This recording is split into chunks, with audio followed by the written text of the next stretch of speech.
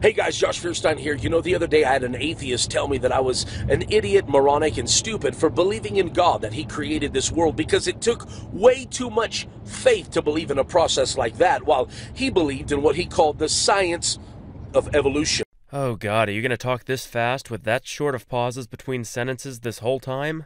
I sure as fuck hope not, because this video is only about 5 minutes long, but you could fit a whole lot of bullshit going at that speed.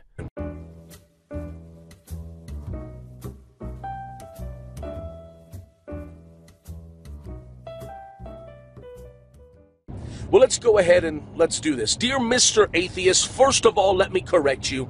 Because evolution is not a science, never has, and never will be. Why? Because it cannot fit within the parameters and parentheses of science for one simple reason. It was never observed. So, evolution cannot fit within the, quote, parameters and parentheses of science because it, quote, was never observed. That's what you're going with? Okay, Josh, let's work through this together. First of all, evolution can absolutely fit within the parentheses of science, as shown here. As for fitting within the parameters of what science is, we should probably first start by defining science, which is commonly defined as, in its simplest form, the systematic study of the physical and natural world through observation and experimentation. Your objection to evolution fitting within the parameters of this definition seems to be the common yet faulty assertion that evolution has never been observed. Most often this argument is posited by people who think that in order for something to be quote-unquote observed, it has to be directly seen, while whatever information is being gained from it is actually happening. While evolution would still be in absolutely no danger at all if this were to be the case, as scientists have directly witnessed and tested the evolution of creatures in labs many times, there are still plenty of other ways to observe evolution happening, through examples of ring species, comparative anatomy, fossils, embryology, and even DNA sequencing. Whether you can personally wrap your mind around the fact that this is direct observation of evolution or not, it really truly is. You have no valid argument against evolution having been observed because there is no valid argument against evolution having been observed. That's why it's not science. That's why it's called the theory of evolution. One man's theory. And as if we didn't already know it, you've only further shown how ignorant of science you truly are. A scientific theory is a body of knowledge gained through repeated testing and experimentation which explains how and why an aspect of the natural world functions. There is no higher status for a scientific idea to achieve than to be elevated to the level of scientific theory.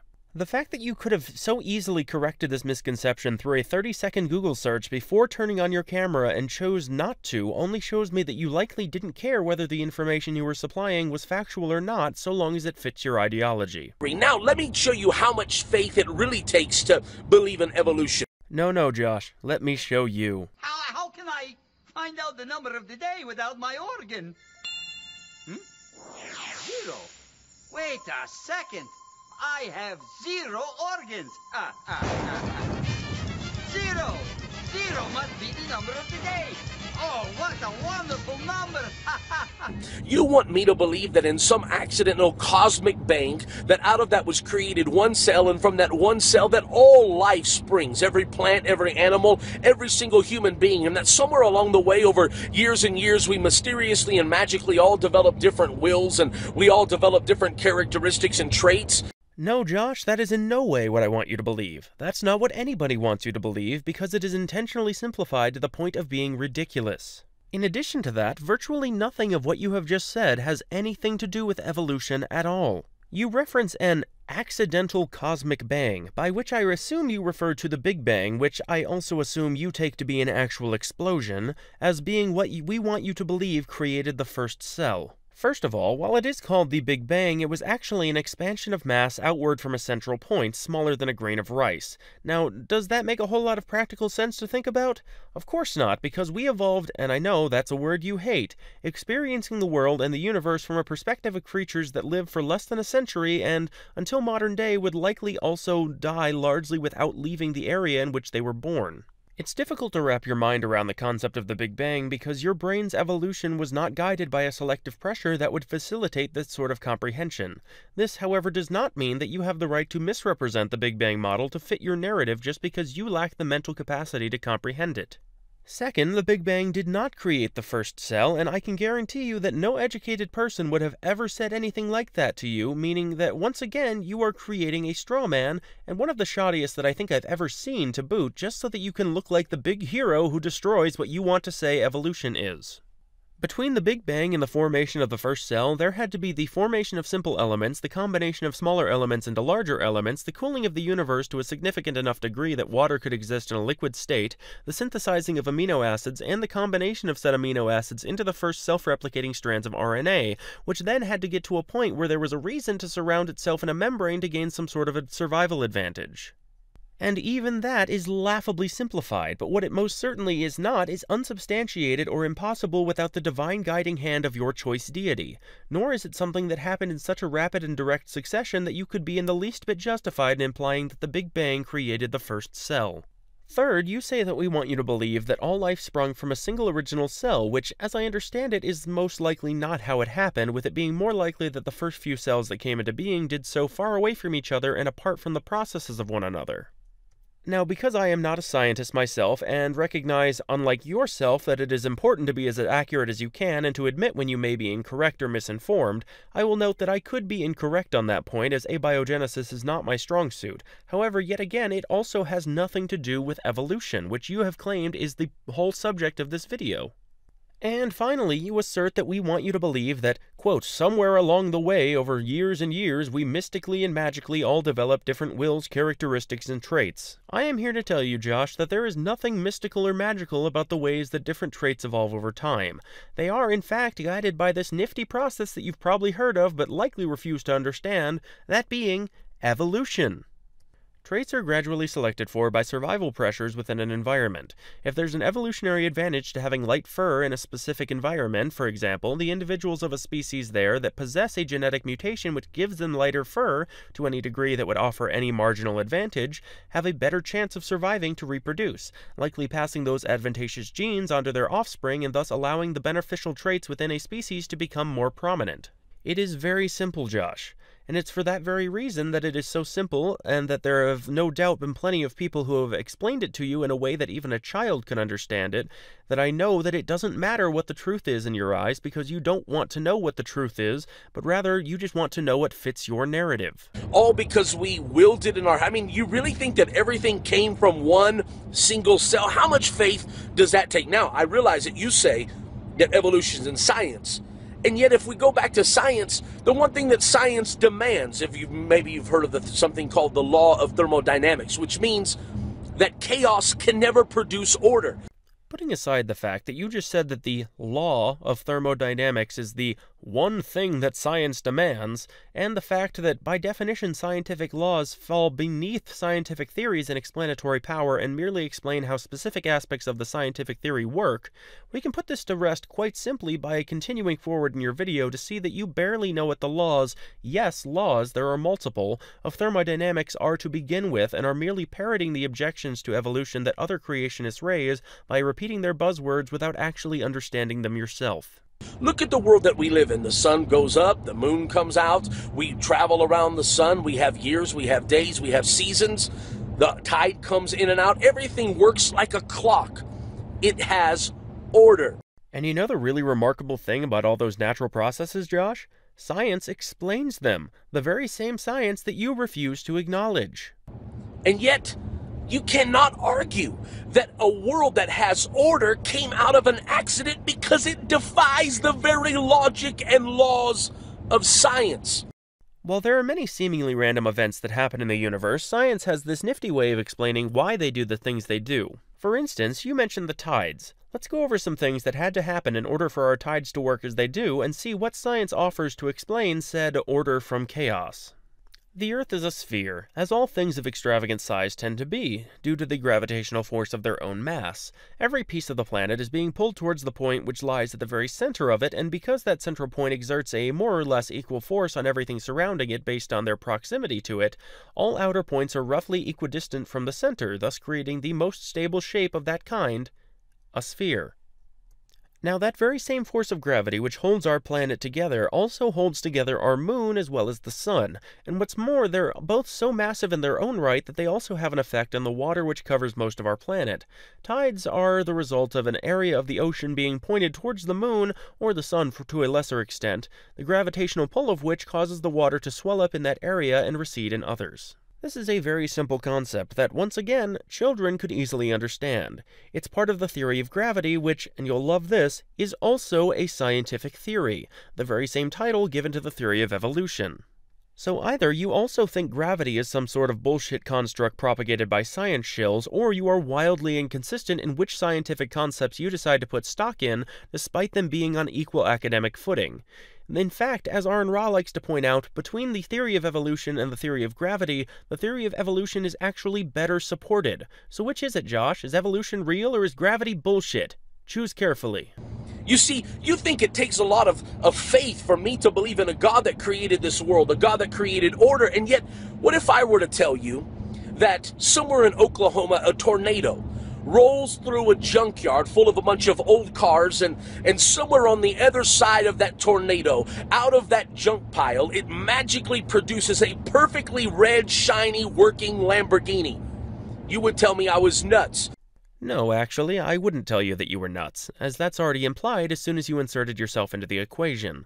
What I would tell you, however, is that once again you are no more than a second-rate, second-hand apologist who, whether due to a shockingly low intellectual capability or a complete and utter disdain for the truth, knows absolutely nothing about evolution and the processes that drive it forward.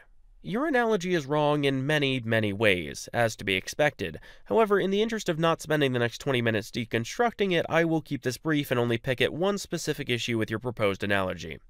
Any sane person would rightfully think that you are crazy for claiming such a thing as a new car being spontaneously created in a junkyard tornado, but they would also know why evolution does work whereas your example does not.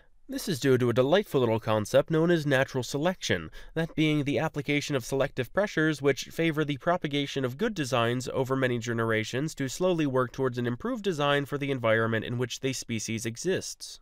Or in other words, unlike your example, the processes that guide evolution are anything but random. You would tell me that I had lost it. You would probably try to admit me into the psychiatric ward. Why? Because that is absolutely stupid. I mean, how much faith would it really take to believe something as idiotic as that? My hope would be that it would take much more faith than you are able to muster, but to be perfectly honest, I wouldn't be that surprised if you were to let me down in that area. And yet that's exactly what science believes. Science believes that in this accident came this perfectly working earth with human life and with people and animals and plants and seasons and days and hours and rotates. I mean, the atmosphere, everything in earth was created perfectly. And I'm telling you, that could never happen through an accident. It had to be by intelligent design. Especially all the aspects of our world that are evidently not intelligently designed. Aspects that are well accounted for within the theory of evolution but make no sense at all from the perspective of intelligent design. The recurrent laryngeal nerve in a giraffe taking a 13-foot detour for what could be a journey of mere inches. Humans' inability to synthesize vitamin C. The blind spot found in every single human eye. The fact that chlorophyll is green rather than black, as black would absorb far more sunlight. Cetaceans being unable to live out of water but needing to breathe dry air. Oh yes, these are all certainly fantastic examples of intelligent design, huh? So, dear Mr. Atheist, who really has to have a lot of faith today to believe in their theory? Actually, neither of us have to have faith to believe in our theories, as the theory of evolution, being an actual scientific theory, requires no faith as it can be observed, and you don't have to have faith in your theory because you don't have a theory. The only thing that you have is an idea that you think it would be just swell to have an incorporeal sky fairy watching over you and assuring you that you're correct, not just despite rejecting all that is truly evident, but because you reject all that is truly evident. So if you would like to call evolution a theory, as it is in science, then you cannot award your unsubstantiated fairy tale bullshit the same merit. If you want to call your belief a theory, then you're searching for colloquial usages, in which case you are free to call evolution a fact. I believe in God because I've experienced Him, I've felt Him, but most of all, while driving through Yellowstone and Montana and so many of these natural reserves this week and looking at animals and looking at life, I don't know. I just can't look at all of that creation and say that it was an accident. Wow, Josh. Well, when you put it that way, I can sort of see what you mean. Wow, I remember the days when I was content to answer any question with "God did it." Life was so much simpler then. I thought I knew so much, and yet the greatest and in some ways most terrifying thing about gaining real knowledge is that the more you learn, the more you realize you don't know. That's something that can be intimidating, I understand that, but I can guarantee you that the solution is certainly not to spread your own ignorance around in an attempt to shield yourself from having to learn. New information that conflicts with your worldview can be scary, but it doesn't make it any less true. You can hide from it for as long as you want, but the great thing about the truth is that it continues to be the truth whether people on the internet want to believe it or not. I have to say that creation has a creator. And one final thought. Well, the word universe, you believe in a Big Bang, but when I look at the word universe, it means una, which is one or singular. That's Latin, universe. Verse means a spoken statement. So universe is one single spoken statement. I dare you to read Genesis 1. And in the beginning, God said, "Let there be." All God had to do was speak one single spoken statement, and boom, the universe. Oh wow, Josh, very good. That was very astute of you to create your own definition of universe off the top of your head and then use loose connections between your own personal faulty definition and your own personal faulty excuse for a holy book as justification for your position. This sounds awfully familiar. I think there's a word for what you're doing right now, something I called you out for earlier. I just can't put my finger on what it is. God bless. I dare you, if you believe in God, if you believe that all of this stuff is nonsense and you have enough faith to stand up and say, "I still believe in creationism." Whoa, wait, hold on just a second. Did you just say, if you have enough faith? Did you just use faith as a virtue? That's interesting. It seems like only a short few seconds ago you were implying that evolution required more faith than creationism in a strange attempt to delegitimize evolution. You are just full of contradictions, Josh. No wonder you love your Bible so damn much. I still believe in a God that reigns above all. Then I ask you to take a moment and click share. Click share below or on the side of this video. And if you're not my friend already on Facebook, click my name at the top of this video and let's be friends. But guys, it's time for us to stand up, get loud, and get proud. Why do we let evolutionary quote-unquote science work its way into middle schools and preschools and colleges and universities around the world? That's nonsense. It takes too much faith to believe that junk. Oh, but Josh, poor, confused, at this point I feel justified in saying, stupid Josh. You, less than a minute ago, made a call to arms of all those who had enough faith.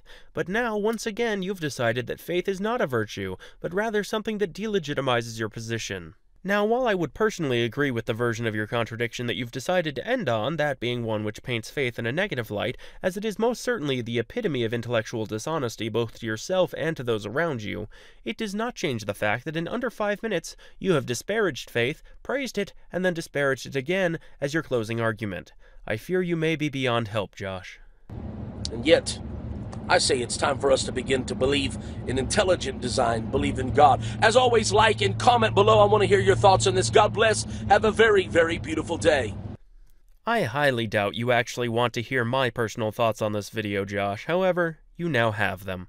I would also like to encourage you to pull your head out of your ass every once in a while, even just for a brief glimpse of reality every couple months. It's quite clear from this video that you've lived in such a secluded echo chamber for so long that you no longer even understand your own side's arguments. It is honestly quite difficult to watch. As for those of you who have done me the honor of sticking with me through the entirety of this Nightmare of a Response video, I thank you. This channel is now over 1 year old, having been started on January 16th, 2018, and while I've not been able to be quite as consistent in my upload schedule as I would like in recent months, I am still here and do not plan on stopping anytime soon. If there are any videos or channels you'd like to see me cover in the future, please do let me know in the comments down below. If you liked the video, be sure to like, share, and subscribe for more future content, and as always, have a blessed day, fellow heathens.